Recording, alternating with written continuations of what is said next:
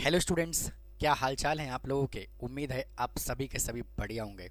तो स्टूडेंट, आज के इस क्लास में applied mathematics class 12th matrix exercise number 5th को कंटिन्यू कर रहा हूं।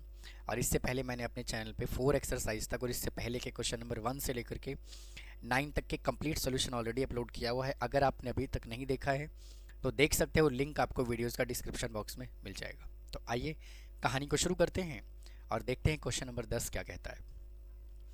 ए मैट्रिक्स हमें गिवन है, सिमेट्रिक मैट्रिक्स है, तो हमें ए और बी का वैल्यू बताना है। तो अभी अभी हमने इसके पहले वाले में बात करी है क्या, कि अगर ये सिमेट्रिक मैट्रिक्स होगा तो क्या होगा, ए का ट्रांसपोज इज इक्वल टू ए के इक्वल होगा, है ना। तो ए का ट्रांसपोज करो मतलब कि 0, यहाँ लिखो 3 और यहाँ लिखो 3a, ठीक है। फिर यहाँ लिखो 2b 1 और 3, फिर यहाँ लिखो -2 3 और -1 is equal to a matrix. क्या गिवन है, 0 3 0 2b और -2 3 1 और 3 3a 3a 3 और -1, ठीक है।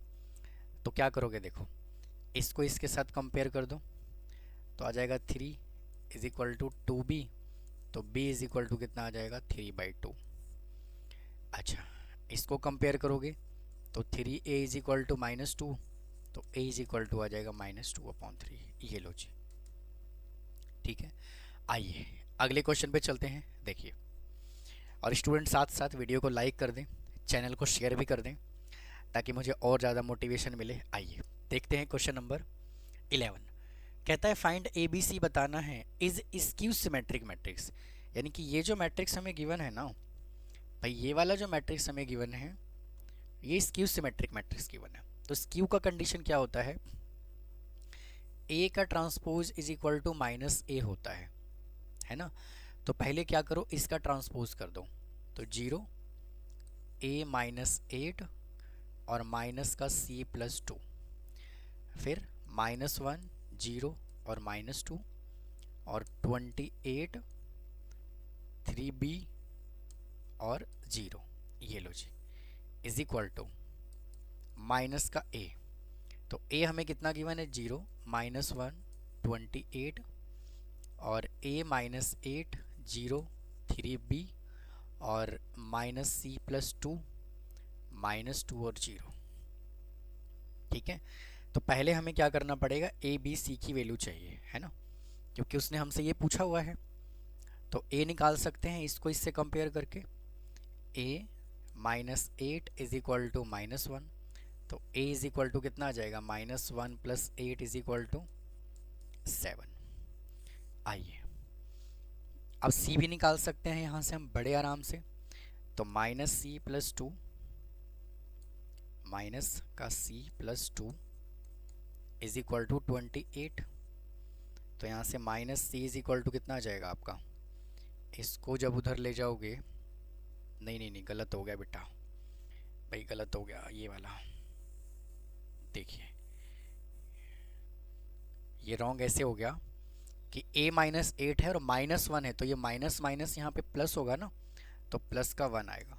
तो a इज इक्वल टू अब 9 आएगा भाई, a इज इक्वल टू यहाँ से क्या आएगा 9, a इज इक्वल टू 9, ठीक है, क्योंकि ये उधर चला गया। ऐसे ही -c+2 है, -c+2 इज इक्वल टू, ये माइनस है और ये 28 है, तो यहाँ -28 आएगा।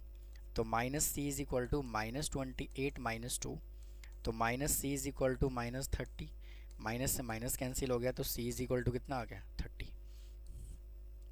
अब हमने a निकाल लिया, c निकाल लिया, अब b निकालते हैं। 3b इज इक्वल टू 2 आएगा, 3b इज इक्वल टू 2, क्योंकि माइनस माइनस क्या हो गया प्लस, तो b इज इक्वल टू कितना आ गया 2/3, ठीक है। और निकालना क्या है, 2a + 3b, हमें निकालना है 2a + 3b -c। अब देखो a कितना निकाला 9, तो a कितना निकाला हमने 9, तो 9 × 2 + 3 × b कितना निकाला हमने, b निकाला हमने 2/3, तो 2/3 माइनस, और c कितना निकाला हमने 30, तो 18, इसको इससे काटोगे तो कितना आएगा 2 माइनस 30 सॉल्व कर लीजिएगा तो आ जाएगा माइनस का 10। ठीक है, नोट कर लीजिए। चलते हैं फिर अगले क्वेश्चन पे। आइए देखो भाई, यहाँ से उसने हमें, ये था क्वेश्चन नंबर 11। ठीक है, अब क्वेश्चन नंबर 12 देखो क्या कहता है। क्वेश्चन नंबर 12 क्या कहता है? कहता है कि ए और बी जो है ना वो सिमेट्रिक मैट्रिक्स है सेम ऑर्डर का। तो अगर ए और बी सिमेट्रिक है तो ए का transpose is equal to A होगा और बी का transpose is equal to B होगा। ठीक है, अब क्या कहता है कि prove that A B plus B, ये बताना है सिमेट्रिक। तो A B plus B A को सिमेट्रिक बताना है तो इसको क्या कर दो पी के इक्वल ले लो भाई। इसको पी के इक्वल आप क्या कर लीजिए, एज्यूम कर लीजिए। ओहो, इज इक्वल टू पी। अब क्या करो, टेकिंग ट्रांसपोज बोथ साइड। तो A B plus B A का transpose is equal to P transpose. और एक प्रॉपर्टी ये होता है कि अगर ए प्लस बी का होल ट्रांसपोज है तो हम इसको A transpose plus B transpose लिख सकते हैं, बी ट्रांसपोज लिख सकते हैं। ठीक है, तो इसी फॉर्मूले का यूज़ करोगे यहाँ पर। हम क्या लिखेंगे, ए बी का ट्रांसपोज प्लस बी ए का transpose is equal to P transpose. इसमें दोबारा से प्रॉपर्टी अप्लाई कर लो, B transpose into A transpose और plus A transpose into B transpose is equal to P transpose. और क्वेश्चन में गिवन है A transpose A B transpose B, तो B A plus A B is equal to P transpose. और इसको मैं क्या लिख सकता हूँ, पी लिख सकता हूँ। चेक कर लो, यही उसने हमसे पूछा हुआ था। अब इसको नोट कीजिए, फिर चलते हैं नेक्स्ट क्वेश्चन पे। आइए देखिए क्वेश्चन नंबर 9। अगर किस्मत अच्छा हो तो ऐसा क्वेश्चन भी पेपर में आ जाया करता है। कैसे, देखो कहता है express each of the following matrices as the sum of symmetric और स्क्यू सिमेट्रिक। तो मैंने आपको पहले भी बताया था कि जब भी सम ऑफ सिमेट्रिक मैट्रिक्स और स्क्यू सिमेट्रिक मैट्रिक्स आपसे पूछता है तो फार्मूला आप अप्लाई करोगे 1/2 इंटू ए प्लस ए का ट्रांसपोज प्लस 1/2 इंटू ए माइनस ए का ट्रांसपोज। ठीक है, तो इसी फार्मूले का यूज़ करते हैं। यहाँ लिखो 1/2 इंटू